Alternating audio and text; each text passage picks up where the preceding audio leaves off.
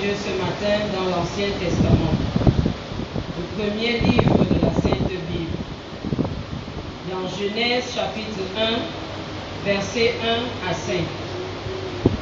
Genèse chapitre 1, versets 1 à 5. Création du monde. Au commencement, Dieu créa les cieux et la terre. La terre était informe et vide. Il y avait des ténèbres à la surface de l'abîme, et l'Esprit de Dieu se mouvait au-dessus des eaux. Dieu dit que la lumière soit, et la lumière fut. Dieu vit que la lumière était bonne, et Dieu sépara la lumière d'avec les ténèbres. Dieu appela la lumière jour, et il appela les ténèbres nuit. Ainsi, il y eut un soir, il y eut un matin. Ce fut le premier jour. Amen. Dieu dit que la lumière soit, et la lumière fut. Dieu vit que la lumière était bonne. Et Dieu sépara la lumière d'avec les ténèbres. La lumière est bonne. C'est le thème. La lumière est bonne.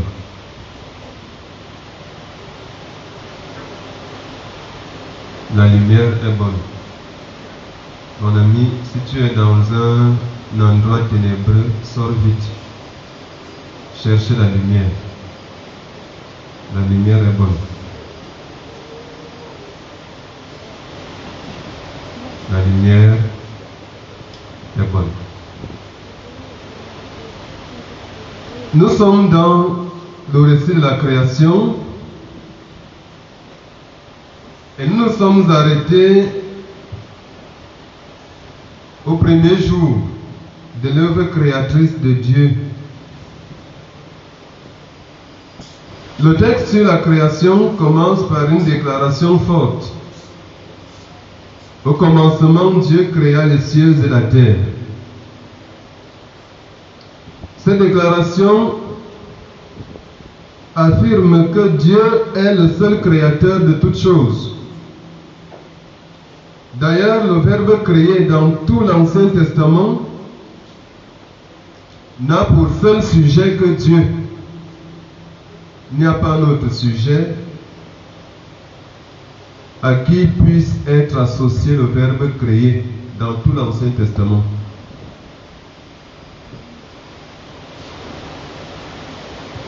L'auteur biblique prend la peine de décrire ce à quoi ressemblait le monde avant le travail de création abattu par Dieu. Certains commentateurs de l'Ancien Testament estiment que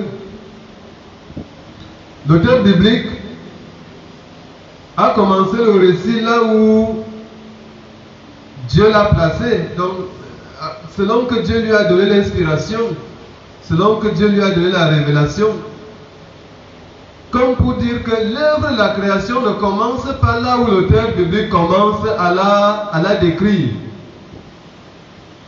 Car en fait, si on parlait dans la Bible qui existait déjà, il faut donc comprendre que l'œuvre de la création a commencé un peu plus haut, un peu plus tôt.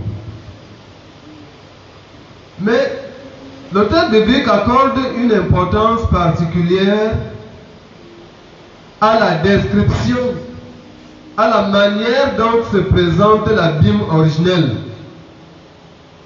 La terre, dit-il, était informe et vide. Lui second fait un effort de traduction, effort lequel n'est pas parfait. En effet, l'hébreu parle du tohu vahu. C'est là que vient l'expression française de tohu bohu. Tu fais du tohu bohu. C'est une situation, une réalité en effet indescriptible il n'y a pas de mot pour rendre compte de l'ampleur de cette expression. La traduction Goulou se rapproche un peu de l'idée originale. Si Mbene Zametan Zametan, c'est-à-dire quand on dit Zametan Zametan en Goulou, ça traduit vraiment un désordre indescriptible. C'est une situation chaotique. Tout est sens dessus-dessous. On ne peut rien comprendre à cela. C'est quelque chose de lugubre, quelque chose de bizarre, de trop laid. Voilà ce à quoi ressemble la dîme originelle. Et l'Esprit de Dieu se mouvait au-dessus des eaux. Donc c'était un truc véritablement invivable. Il y avait des ténèbres sur toute la surface de la terre.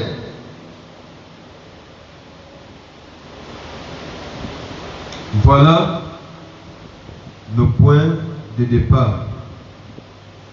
Quelque chose de moche,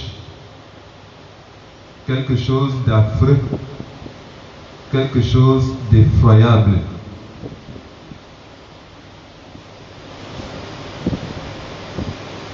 Mais Dieu a travaillé pour embellir cette affaire-là, pour rendre cela viable et vivable. Il a travaillé. Avant que de revenir sur le travail abattu par Dieu dès le premier jour, ou exactement au premier jour, remarquons que tout le travail d'embellissement que Dieu avait accompli pour rendre viable et vivable la terre, l'homme est en train de le détruire encore pour retourner à ce qu'était la terre avant. Le règne des ténèbres, le règne du désordre, le règne du chaos. Remarquons aujourd'hui que l'homme dit de la modernité barbare fait l'effort de ramener la société tout entière dans ce qu'il faut appeler le règne du libertinage. Un règne où règne le désordre, permettez le pléonasme, où il n'y a aucune répartition des rôles, aucune division du travail. Tout le monde peut tout faire. Et ce qui nous écœure un peu trop, c'est que l'Église, qui est censée être la lumière du monde, l'Église qui doit être, selon Karl Barth, ce petit cercle qui éclaire le grand cercle et qui en inspire l'action, a tendance à devenir de plus en plus aujourd'hui un lieu où règne le chaos.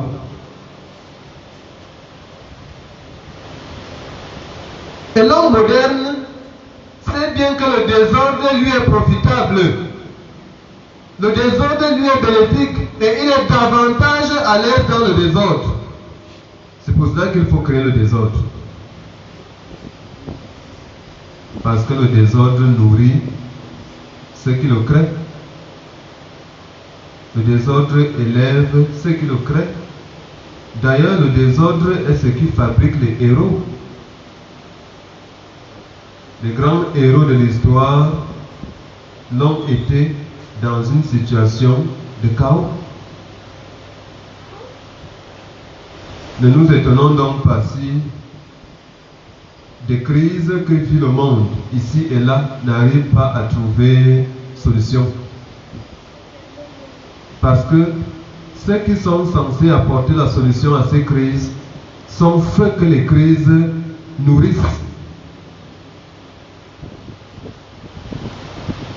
On parle du Nozo, on parle de Boko Haram, on parle de toutes les autres crises que vous connaissez mieux que moi dans le monde. Je ne sais même pas si de nos jours dans le monde il existe un seul pays qui soit véritablement en paix sans une moindre crise. qu'il faut créer le désordre pour que ce que le désordre nourrit soit bien nourri.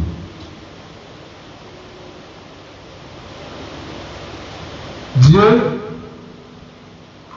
face à ce chaos originel, va mener une action qui, selon la perspective de l'auteur de la Genèse, est une action de création, mais beaucoup plus une action qui vise à mettre de l'ordre dans cet abîme chaotique.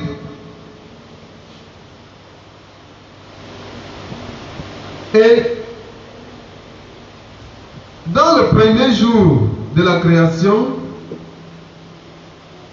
Dieu décide d'abord de faire paraître quoi? De faire paraître quoi? Hein? La lumière. Que la lumière soit. Et la lumière fut. La lumière. Si on tient compte de cet ordre, on va amener à reconnaître que la lumière est un élément essentiel, un élément primordial, un élément prioritaire. La lumière est ce qui doit mettre fin au désordre. En fait, les enfants disent souvent que la nuit c'est quoi? C'est la nuit. Tous les chats sont comment? Tous les chats sont gris. Donc on ne peut pas savoir lequel est noir, lequel est violet. Tous les chats sont gris la nuit. Il faut donc que règne la lumière afin que tous ces chats-là soient chacun distingués. Qu'on puisse cerner exactement la couleur de chacun des chats. Mon ami, si tu es dans un lieu ténébreux, sors vite. Cherche la lumière, parce que la lumière est comment? Elle est bonne. La lumière est bonne.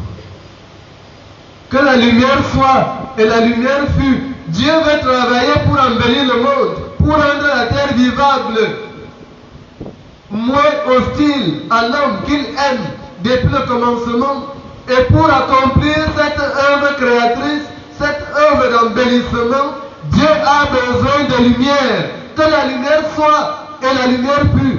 Dieu trouva que la lumière était bonne.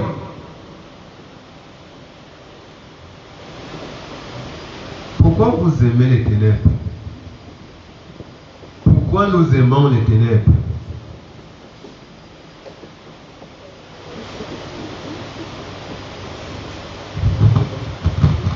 La notion de lumière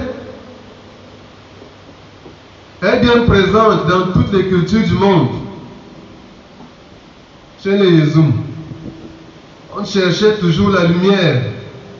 Et quand on arrivait quelque part dans un lieu ou dans une forêt, on s'arrangeait à avoir des morceaux de bois, le bois sec. Parce que quand viendra la nuit, on avait peur d'être plongé dans les ténèbres totales. On s'apprêtait donc à allumer son petit feu pour avoir quoi? De la lumière. Chez les Grecs, la lumière est quelque chose d'essentiel. D'ailleurs, les philosophes platoniciens accordent une importance particulière à la lumière. La lumière est comme ce qui vient éclairer les ténèbres de l'homme dans la caverne. Et il faut sortir cet esclave de la caverne pour qu'il aille contempler la vraie lumière et qu'il voit le monde réel.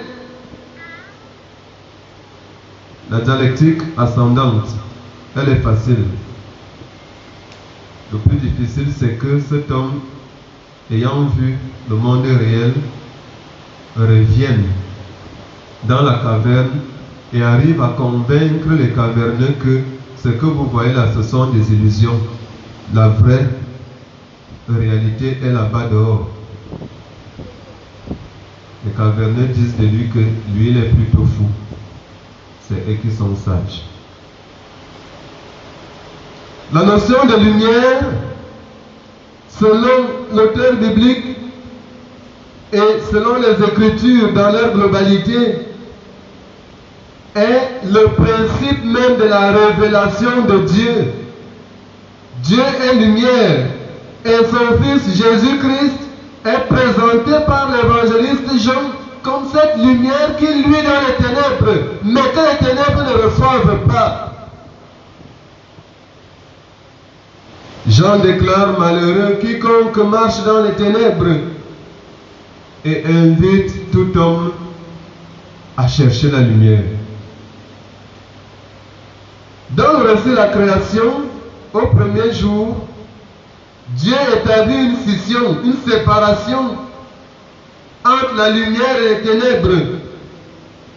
Il appelle la lumière jour et les ténèbres nuit. Cela ne signifie en rien que Dieu n'est pas Dieu dans les ténèbres. Le Dieu, Dieu dans la lumière, est aussi le Dieu, Dieu dans les ténèbres. Mais il trouve que la lumière est bonne et il veut que nous soyons des êtres de lumière. Des êtres de lumière. Mon ami,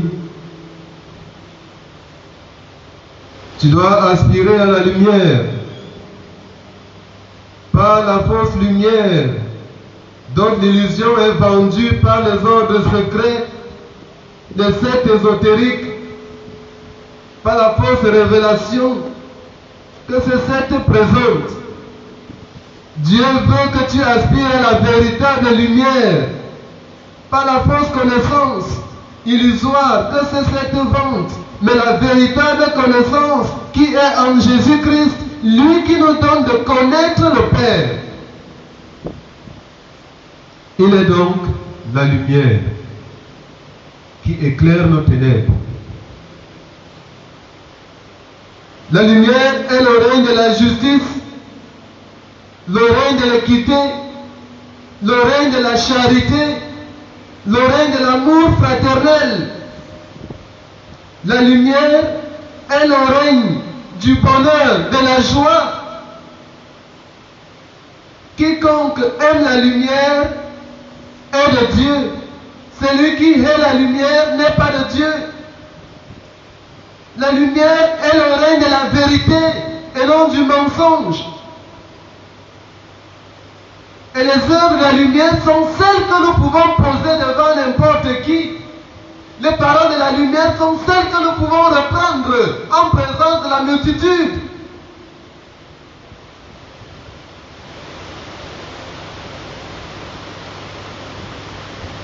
Dans le domaine du droit, les juristes disent que nul n'est censé ignorer la loi. Ça veut dire que tout le monde doit posséder la lumière de la loi. Et celui qui ignore la loi, selon les juristes, est dans les ténèbres. Je crois que c'est ça aussi.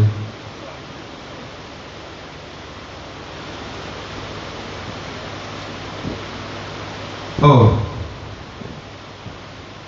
la loi, Dieu l'a inscrite en nous. Et c'est pour cela que ce principe juridique est vrai. Chacun a en lui-même la semence de la loi. Parce que chacun sait que ceci n'est pas bien pour moi, ceci n'est pas bien pour mon frère.